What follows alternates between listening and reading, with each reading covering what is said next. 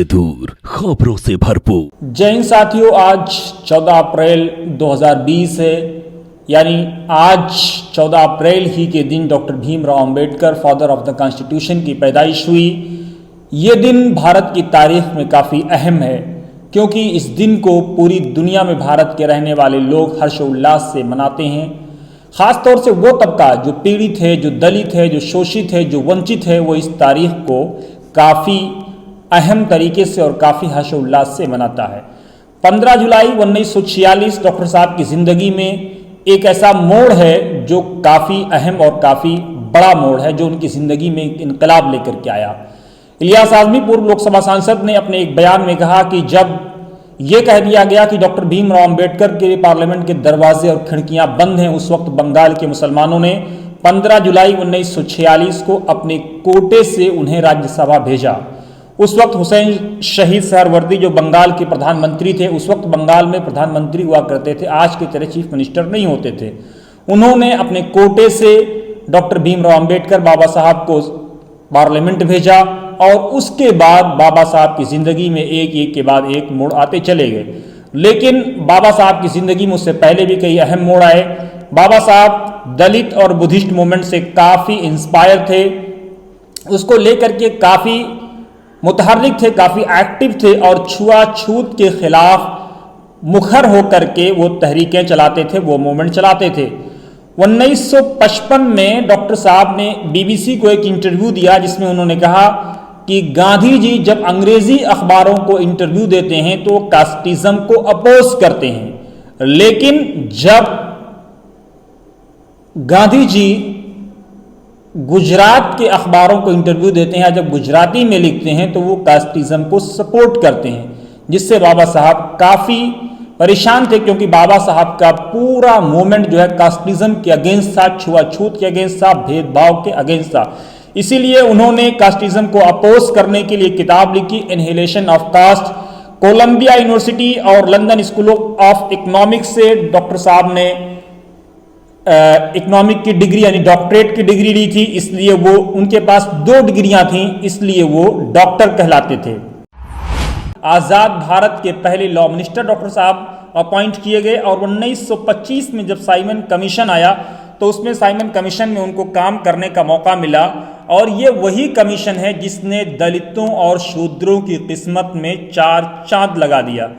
इस कमीशन के अगेंस्ट इलियास आज़मी साहब ने हमें बताया कि लखनऊ से लेकर लाहौर तक काफ़ी प्रदर्शन हुए, काफ़ी धरने हुए, और जिसके वजह से उस वक्त के भारत के कई महान नेताओं को अंग्रेज़ों की लाठियां खानी पड़ी। रिम्से मैकडोनाल्ड जो बरतानिया के प्रधानमंत्री थे, उन्होंने साइमन कमीशन की सिफारिशात यानी जो उसकी चीज़ें थीं उसको इम्प्लीमेंट करने के लिए उसको एक्सेप्ट किया, और इसी कमीशन ने दलितों और शूद्रों की तकदीर बदल करके रख दी। उसके बाद एक अहम मोड़ आया जब बरतानिया की तरफ से कास्टिज्म को लेकर के जो डिप्रेस क्लासेस थे उनके लिए सेपरेट इलेक्टोरल की बात आई, जिस पर गांधी जी काफ़ी परेशान हुए। गांधी जी ने इसका जम करके विरोध किया। गांधी जी ने कहा कि अगर डिप्रेस क्लासेस को अलग से रिजर्वेशन दिया गया तो वो हिंदुओं में भेदभाव होगा, हिंदू सोसाइटी डिवाइड हो जाएगी, जिसके बाद मजबूरन बाबा साहब यानी डॉक्टर भीमराव अंबेडकर को 25 सितंबर 1932 को, जो इतिहास के पन्नों में दर्ज है, कि उन्हें पूना पैक्ट करना पड़ा। हालांकि मौर्रिखीन लिखते हैं, इतिहासकार लिखते हैं कि वो दबे मन से पूना पैक्ट के लिए राजी हुए, जिसमें मदन मोहन मालवीय ये हिंदूज की तरफ से और डिप्रेस क्लासेस की हिंदूज की तरफ से डॉक्टर भीमराव अंबेडकर ने साइन किया, और इस तरह से पूना पैक्ट हुआ। लेकिन 2 अहम बातें हैं जो आप लोगों को जाननी ज़रूरी हैं कि डॉक्टर भीमराव अंबेडकर राज्यसभा के मेंबर तो अपॉइंट हो गए बंगाल के मुसलमानों की कोशिशों से और उनकी कुर्बानियों से, लेकिन 1952 के जनरल इलेक्शन में उनकी कोशिश ये थी कि वो लोकसभा पहुँचें, जिसके लिए उन्होंने लोकसभा का इलेक्शन लड़ा, लेकिन वो हार गए। 1954 में फिर बॉम्बे की एक सीट पर, बांद्रा की सीट पर बाई इलेक्शन हुए। उनकी कोशिश थी कि इस बार भी इलेक्शन लड़े और लोकसभा पहुंचे, लेकिन इस बार वो तीसरे नंबर पे गए, यानी लोकसभा जाने का डॉक्टर भीमराव अंबेडकर का ख्वाब हमेशा हमेशा के लिए चकनाचूर हो गया, क्योंकि इससे पहले कि 1957 का जनरल इलेक्शन आता, डॉक्टर भीमराव अंबेडकर 6 दिसंबर 1956 को इस दुनिया को छोड़ करके चले गए। काफ़ी लोगों का यह कहना है क्योंकि 6 दिसंबर की तारीख इसलिए चुनी गई बाबरी मस्जिद को शहीद करने के लिए, विध्वंस करने के लिए, चूंकि इस वक्त बड़ा एक तबका देश का जो डॉक्टर भीमराव अंबेडकर को लेकर के, जो कि उनको बहुत बड़ी तादाद भारत में मानने वाली है, वो उस दिन से उनका अकीदत जुड़ गई, क्योंकि बाबा साहब इस दिन नहीं रहे तो वो काफ़ी गमगीन थे, काफ़ी मगमून थे।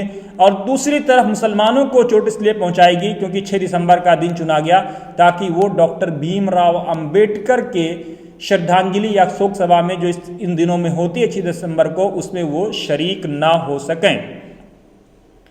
अहम बात यह है कि बाबा साहब लॉज ऑफ मनु को काफ़ी मुखालिफ थे, उसका काफ़ी विरोध करते थे, उसके अगेंस्ट थे, और उन्होंने मजदूरों यानी लेबर्स और वीमेंस के राइट के लिए काफ़ी मूवमेंट चलाया। और 25 दिसंबर 1927 को उन्होंने मनुस्मृति का दहन किया। उन्होंने 1927 ही में 1927 में छुआछूत के खिलाफ एक्टिव मूवमेंट चलाया, और उसी तरह से उन्होंने यानी जो लॉस ऑफ मनु था उसका विरोध किया। इस तरह से आज के जब भारत में हम बात करें तो आज बाबा साहब इसलिए भी काफ़ी अहम हो जाते हैं क्योंकि आज का जो दिन है, बड़ी बात यह है कि आज भी कुछ लोग बाबा साहब के इस छुआछूत मूवमेंट जो बाबा साहब का था वो आज भी ख़त्म नहीं हुआ है। कुशीनगर के हवाले से आज तक की रिपोर्ट है कि 10 अप्रैल को गांव की दलित महिला प्रधान लीलावती देवी क्वारंटीन सेंटर गईं और उन्होंने खाना बनाया, लेकिन क्वारंटीन सेंटर में कुछ लोग ऐसे भी मौजूद थे जिन्होंने खाना खाने से मना कर दिया। ये कितने शर्म की बात है और कितने अफसोस की बात है। लेकिन पार्टीशन पर डॉक्टर भीमराव अंबेडकर का क्या नज़रिया था वो भी काफ़ी अहम है। ये किताब है भारत विभाजन विरोधी मुसलमान। इस किताब के राइटर हैं शमसुल इस्लाम। फारोस मीडिया ने इस किताब को पब्लिश किया है। इसके 74 नंबर पेज पर 2 कौमी यानी 2 नेशन थ्योरी को लेकर के डॉक्टर भीमराव अंबेडकर के वचन उल्लेख किए गए, जिसमें वो लिखते हैं कि आश्चर्यजनक लगता है कि श्री सावरकर और श्री जिन्ना एक राष्ट्र बनाम 2 राष्ट्र के प्रश्न पर एक दूसरे का विरोध करने के बजाय दोनों ही इससे पूरी तरह सहमत हैं। दोनों इसके लिए तैयार हैं, न केवल तैयार हैं बल्कि दोनों इस पर जोर दे रहे हैं कि भारत में 2 राष्ट्र हैं, एक मुस्लिम राष्ट्र और दूसरा हिंदू राष्ट्र। बस दोनों के नज़रिए इस बात पर भिन्न हैं कि दोनों कौमों को किन शर्तों पर रहना चाहिए। ये डॉक्टर भीमराव अंबेडकर का 2 नेशन थ्योरी को लेकर के उनका अपना नज़रिया है। दोस्तों, हमें उम्मीद है कि आपको हमारा एपिसोड पसंद आया होगा। अगर हमारा एपिसोड आपको पसंद आया हो तो ज़रूर आप हमारे इस प्रोग्राम को लाइक, शेयर और सब्सक्राइब करें। और सब्सक्राइब करते वक्त यूट्यूब पर घंटी राइट साइड में जो घंटी बनी रहती है उसको दबाना ना भूलें, और घंटी के ऊपर जो सबसे ऊपर जो आइकन होता है उसको क्लिक करें ताकि सबसे पहले हमारे सारे प्रोग्राम्स आप तक पहुँचते रहें, आपको मुफ्त में जानकारी मिलती रहे। जय हिंद, जय भारत, हिंदुस्तान जिंदाबाद, संविधान जिंदाबाद।